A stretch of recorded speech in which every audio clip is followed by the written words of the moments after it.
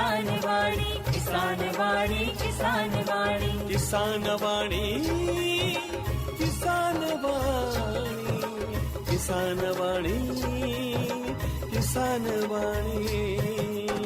इस कार्यक्रम के प्रायोजक हैं कृषि एवं किसान कल्याण मंत्रालय, भारत सरकार। प्रधानमंत्री किसान मान धन योजना। मिलेगा पेंशन का सहारा, कृषक ना होगा बेसहारा। जुड़ेगा खुशियों से नाता, कटेगा सुख से बुढ़ापा। सुरक्षित होगा अन्नदाता, सुरक्षित होगा अन्नदाता।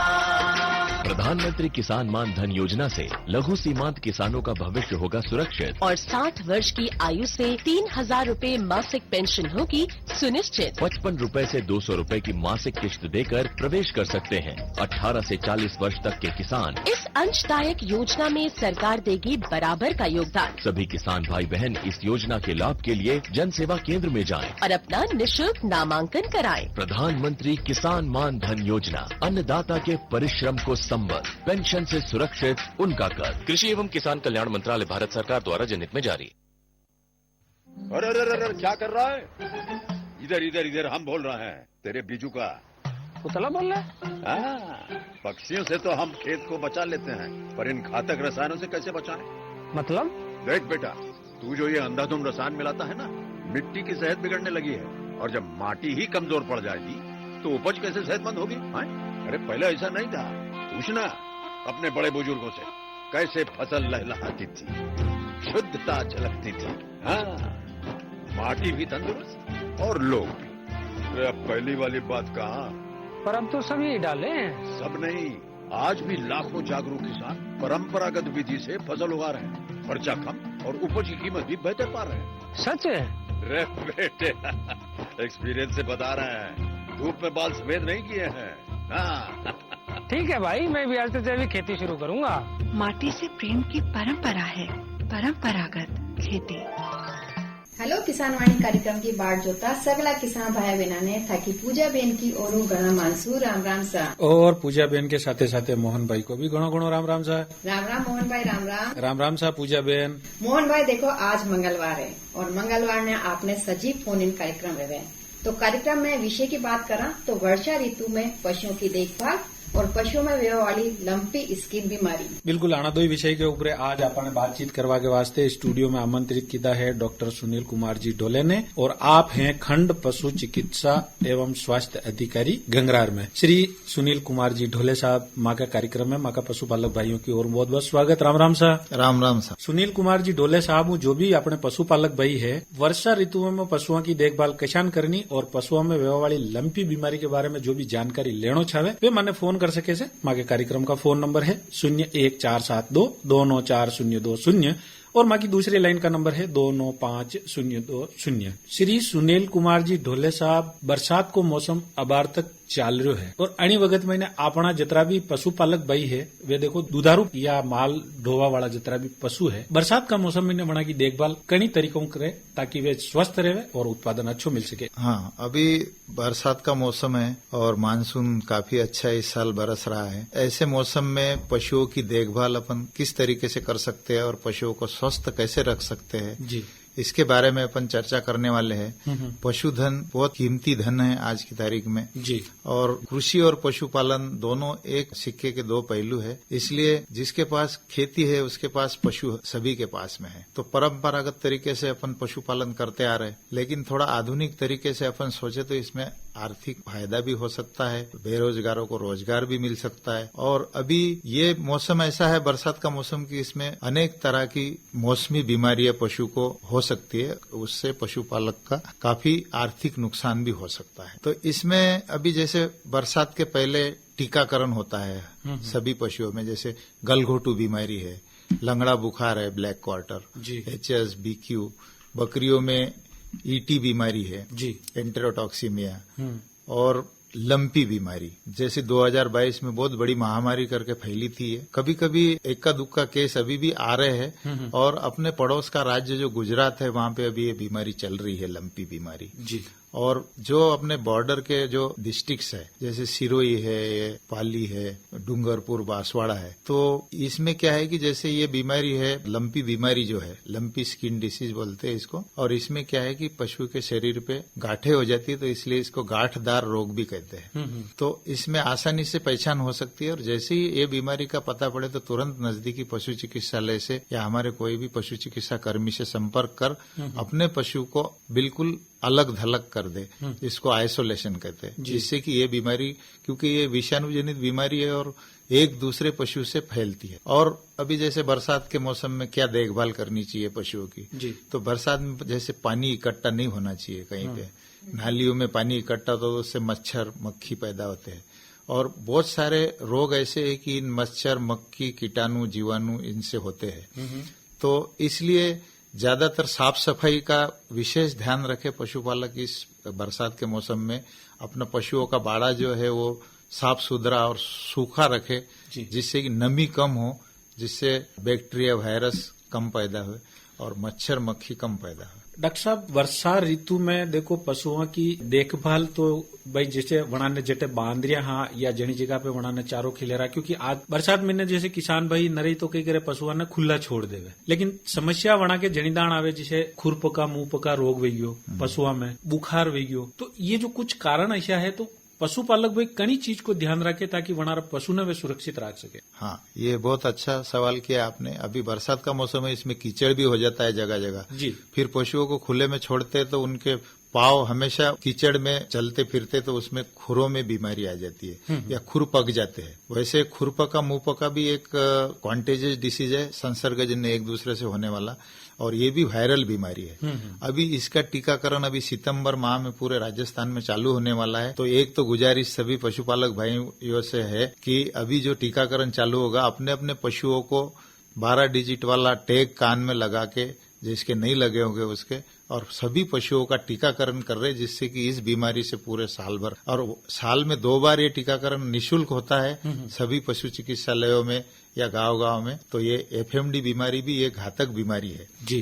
पशुपालक जरूर आपने टीकाकरण करवावे, जिसमें खुरपका और मुंहपका रोग में का जो पशु है वह बचा रह सका। डॉक्टर साहब, आप जैसा बताए कि लंपी बीमारी में घाटदार बीमारी है, इनमें घाटा भेजावे तो ये रोग को लक्षण है, और कैसा कई लक्षण है का? हाँ, लंपी बीमारी में ऐसा है कि इसमें एक तो बहुत तेज बुखार आता है पशुओं को, पूरा शरीर गर्म जलता है, 106 डिग्री तक टेम्परेचर रहता है। उसके बाद नाक से मुंह से पानी टपकता है और पगों में सूजन आ जाती है जी। तो ये प्रमुख लक्षण है इसके, और ये ऐसे लक्षण नजर आते तुरंत पशु चिकित्सक के संपर्क करे तो अपने पशुओं की हानि से बच सके।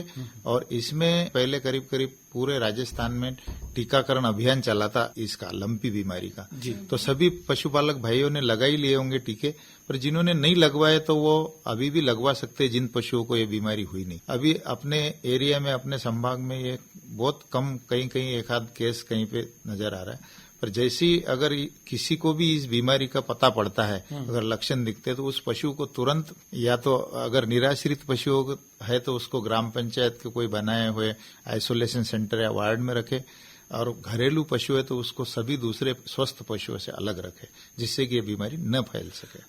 डॉक्टर साहब, जिशान की या तो आप लंपी डिजीज की बीमारी बताई, क्योंकि 2022 में यह बहुत ही विकराल रूप में आई ही, और अपना पशुपालक भाई भी अणी चीज ने नहीं संभाल सकिया, और पशु चिकित्सक भी बहुत समझवा में इनमें टाइम लाग्यो। लेकिन अणी साल आपन ने कही है कि देखो सब चीज की जानकारी भी है, 2022 की जानकारी भी है, और आपन कही है एडवांस में अंडी तैयारी भी कर रखी है। लेकिन अणी में यूं है कि भाई जैसे पशु है, वड़ा में कहीं लंपी डिजीज का जो लक्षण है वे कहीं बहुत बाद में दिखे, बीमारी वण में पहली हुई जावे, तो अंडा बचाव के वास्ते टीकाकरण ही एकमात्र इसका उपाय है जी। और दूसरा ये है कि जैसे साफ सफाई और जो परजीवी जो है, जैसे मक्खी है, मच्छर है, हाँ, ये है, हाँ, इनका नाश करे अपन इंसेक्टिसाइड, उसमें जैसे फवारा करते हैं अपन, साइपरमेथ्रिन, डेल्टामेथ्रिन, तो ये सप्ताह में एक बार अपने बाड़े की सफाई अच्छी तरीके से और उसमें स्प्रेइंग करना चाहिए इंसेक्टिसाइड का।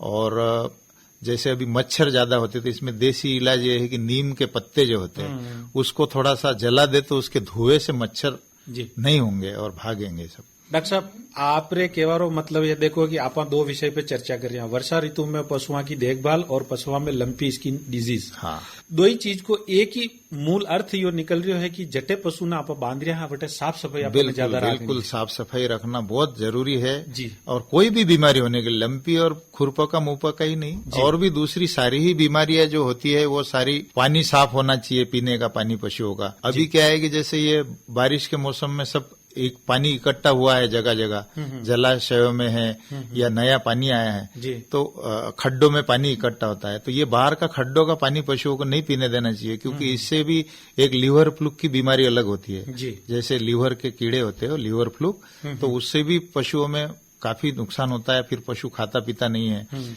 फिर अभी ये मौसम ऐसा है कि इसमें सर्द गर्म मौसम है, कभी गर्मी पड़ रही, कभी ठंड पड़ रही, कभी बारिश आ रही, तो इसमें गलघोटू बीमारी होने की भी चांसेस है। तो इसका टीकाकरण भी मानसून के पहले ज्यादातर लोगों ने करा रखा है और अपन हर साल इसका टीकाकरण होता है। तो डॉक्टर साहब जैसे देखो आप एक बहुत ही बढ़िया बात की थी कि ये खुला गड्ढा में जो पानी भरियो लोगो है अपना पशु ने वो पानी नहीं पिलानो छावे। कई पतो बनी खड्डा में पहली अशो पशु पानी पीन गयो है जो लंपियों इन्फेक्टेड हुए। हाँ, अपना पशु में आप तो अणीस ध्यान में रह जावा भाई अपना पशु ने तो आप बिल्कुल राख्यो लेकिन अंडे बीमारी कटू आई, तो ये सावधानी अपन बहुत ज्यादा रखनी है। एक किसान भाई आपने सवाल पूछो है हीरालाल जी अहीर अरनिया की भाई लंपी का टीको आपने कब लगानो है, तो अंडे वास्ते सवाल पूछो है। हाँ, लंपी का टीका वर्ष में एक बार लगता है साल में जी। और अभी अपने एरिया में अभी 2 महीने लगातार इसका अभियान भी चला था पूरे राजस्थान में, और टीके लग चुके हैं। और भी किसी को लगाना हो तो वो अभी इसमें दवाई की दुकान पे भी इसका गोट पॉक्स वैक्सीन अवेलेबल है और अपने पशुओं को लगा सकता है, कभी भी लगा सकता है, कोई दिक्कत नहीं जी।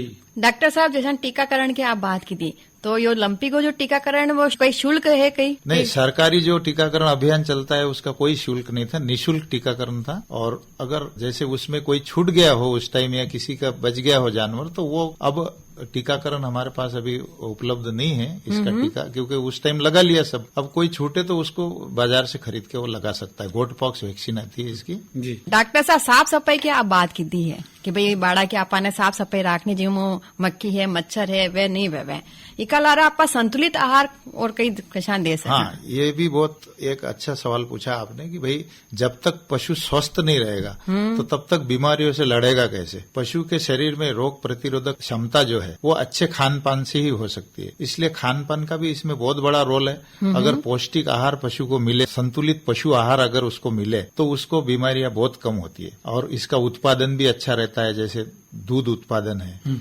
या बकरी पालन है, मुर्गी पालन है, इसमें जो मुर्गियों में अंडा उत्पादन है, तो ये जब तक संतुलित आहार नहीं मिलेगा तब तक ये उत्पादन अपन उतने मात्रा में नहीं ले सकेंगे। तो कई शामिल कर आप संतुलित आहार अब इसमें आजकल बाजार में रेडीमेड भी आते हैं। वैसे इसमें क्या है कि सभी तरह के पोषक तत्व होने चाहिए, जैसे कार्बोहाइड्रेट है, प्रोटीन है, फैट है, मिनरल्स है और विटामिन है।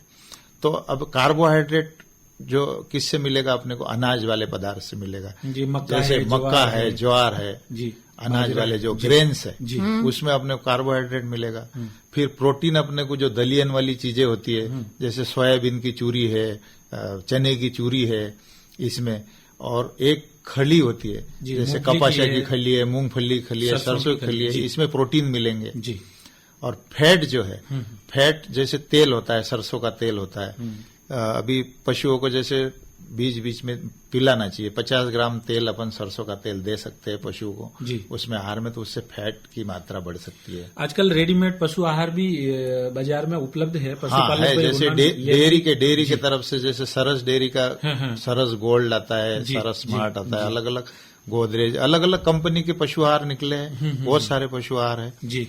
एक पशुपालक भाई और जुड़े हैं, योगेश जी जांगड़े है छत्तीसगढ़। पशुओं में मच्छर कीट अगर जैसे ज्यादा है तो वहां का बचाव के वास्ते वे कई करे साहब? हाँ, साइपरमेथ्रिन है, इंसेक्टिसाइड जो भी साइपरमेथ्रिन है, डेल्टामेथ्रिन है, या फिर अपने देसी जैसे उसका नीम के पत्तों का धुआं करे, उससे वातावरण भी शुद्ध रहेगा और साफ सफाई रखे मेन तो। पर डॉक्टर साहब साइपरमेथ्रिन जो दवाई जैसे पशुपालक भाई अगर मान लो वंडा प्रयोग में सावधानी नहीं रखे तो पशुओं की जान जावा की भी हाँ, तो ये तो इसकी जब तक डॉक्टर के सलाह से ही लेना चाहिए। और इसका मात्रा भी मैं बता दूं कि 1 लीटर पानी में 2 ml दवाई ज्यादा से ज्यादा मिलानी चाहिए, उसका घोल करके फिर उसका छिड़काव करना चाहिए। और मैं एक चीज ये भी कर सके कि जैसे सुबह आपने पशु दूध निकाल लियो, वरना आहार खिलाने आप जब दूसरी जगह शिफ्ट कर रहे हो, बटा बाद में जो बाड़ो है वन में दवाई को स्प्रे कर दे। हाँ, बाड़े में भी स्प्रे कर दे, 2 घंटे तक इसका असर रहता है और बाद में पानी छाट दे, जिससे कि इसका असर खत्म हो जाता है। एक पशुपालक भाई ने मैं नरी जगह देखा है कि वे जैसे अपनी पशुशाला है वही में चूना को छिड़काव। हाँ, चूना भी एक कॉस्टिक होता है। इससे क्या है कि जैसे चूना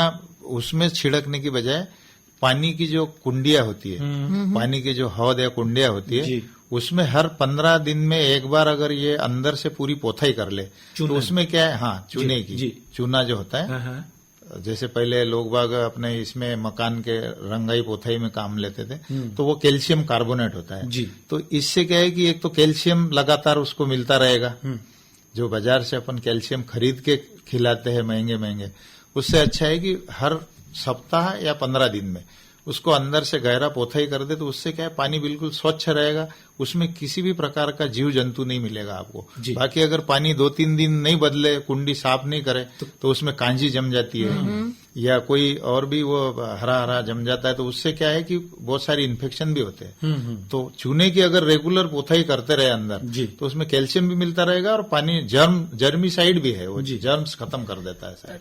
डॉक्टर साहब, एक सवाल यो भी है कि सक्षम जो पशुपालक भाई है वे क्या करे कि जनी बाड़ा में आपने पशु बांध रहा ऊंडो आंगन जो है विने भी पक्को मजबूत करा रखियो, ईंट का खुरंजा या सीमेंट आरसीसी कर रखी, तो यह जो तरीको है ये पशु का स्वास्थ्य में कई प्रभाव पड़ के? नहीं, ये साफ सफाई के लिए ये बढ़िया है कि पक्का तो होना चाहिए। कच्चे में क्या है कि जैसे पशु पेशाब करेगा या पानी गिरेगा तो उसमें कीचड़ होगा, फिर पानी खड्डे पड़ते हैं उसमें, तो इसलिए क्या है जब भी अपन पशुशाला बनाते हैं तो उसमें नीचे का वो खुरदरा होना चाहिए, वो बिल्कुल स्लीपरी नहीं होना चाहिए कि जिसमें पशु एकदम से फिसल जाए या हड्डी टूट जाए, कुछ हो जाए तो उसमें नुकसान होने की। तो उसको खुरदरा आरसीसी जैसे होता है वैसा बनाते हैं। और आजकल तो अब सीटें निकल गई, उसके ऊपर अपन सीट भी डाल सकते हैं, वो रबड़ की सीटें निकली है, उससे नरम भी रहेगा। या कुछ लोग क्या है कि बालू रेती डालते हैं तो उससे नरम रहेगा, तो पशुओं को वो नुकसान नहीं होगा, कोई घाव नहीं होगा या ऐसे। पशुपालक का और भी कई जैसा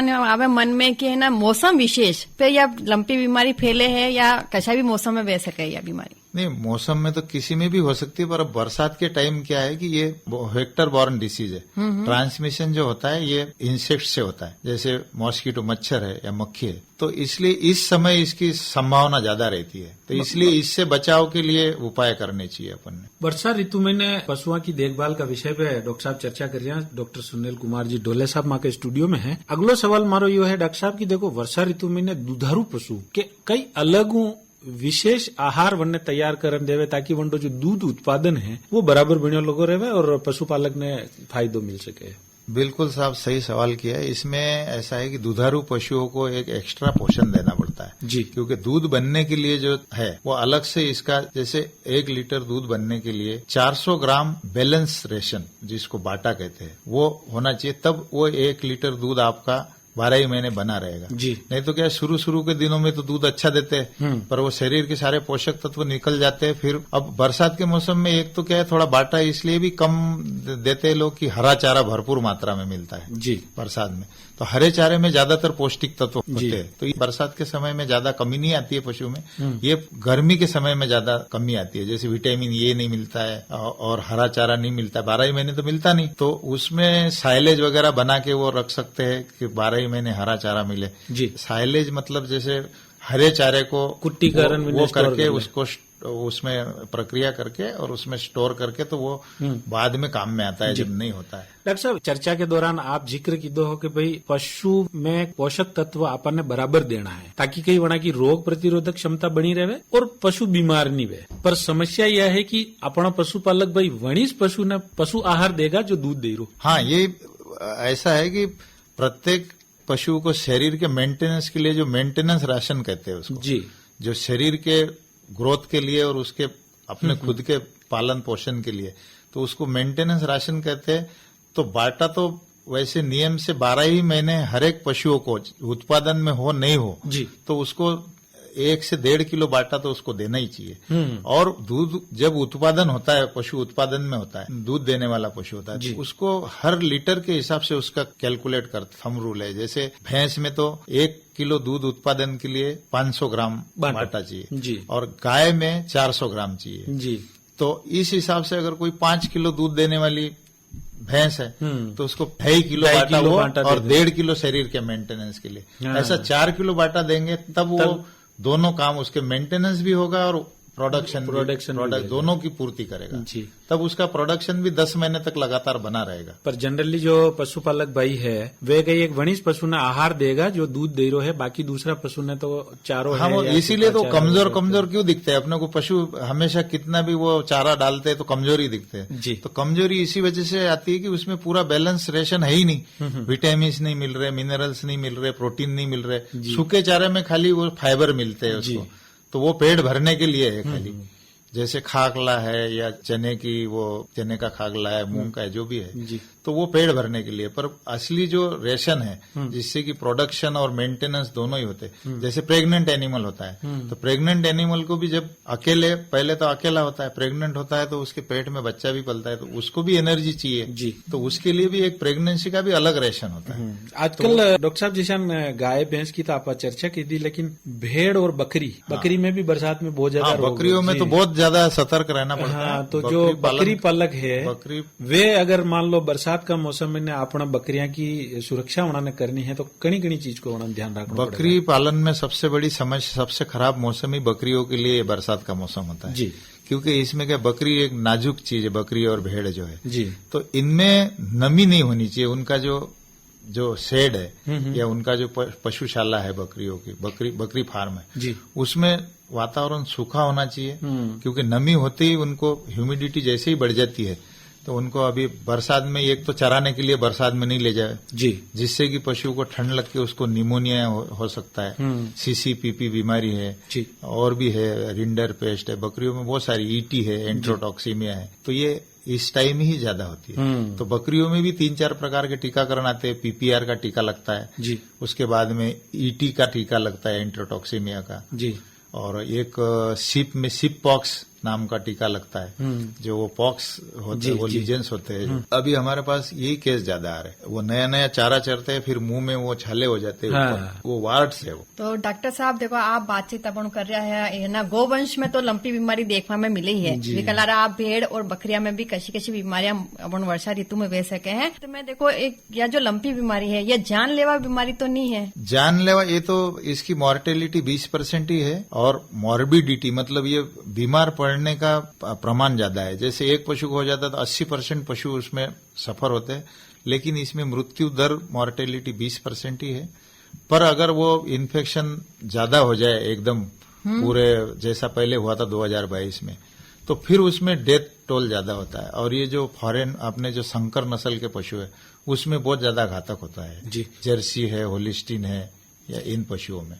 परिभाषा पूजा बहन, देखो आज वर्षा ऋतु में पशुओं की देखभाल और पशुओं में ववा वाली लंपी स्किन बीमारी के बारे में आज आपने डॉक्टर सुनील कुमार जी डोले साहब बहुत ही बढ़िया जानकारी दी। अपना पशुपालक भाई है, देखो कार्यक्रम सुनन जरूर लाभान्वित व्यावेगा। और आज का देखो निम्बाड़ा मंडी का भाव की अगर आप बात करा, गेहूं अधिकतम 2565 लगार 2991 रुपया प्रति क्विंटल, मक्का पीढ़ी का भाव रहा है 2000 लगार 2200 रुपया, और जौ का भाव रहा है 2291 लगार 2414 रुपया प्रति क्विंटल। अच्छा, चना की आप बात करा तो चना का भाव है 5100 मुँह लगान 5728 रुपया प्रति क्विंटल। सरसों की बात करा तो 6620 मुँह लगान 6741 रुपया प्रति क्विंटल।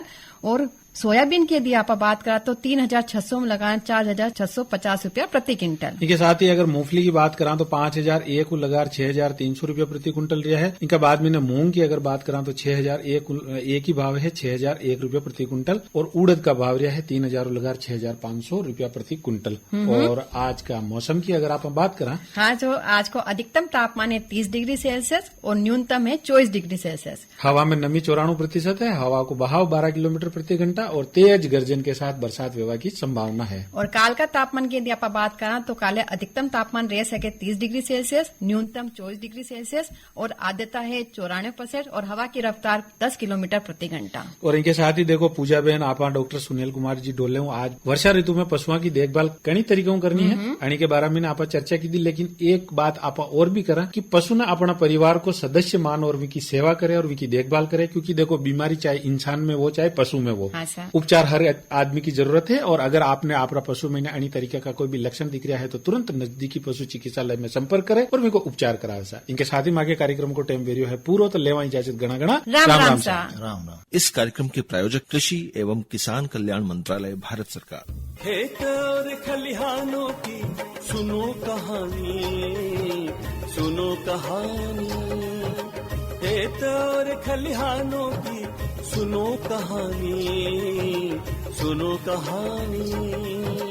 किसान वाणी, किसान वाणी, किसान वाणी, किसान वाणी, किसान वाणी, किसान वाणी, किसान वाणी, किसान वाणी।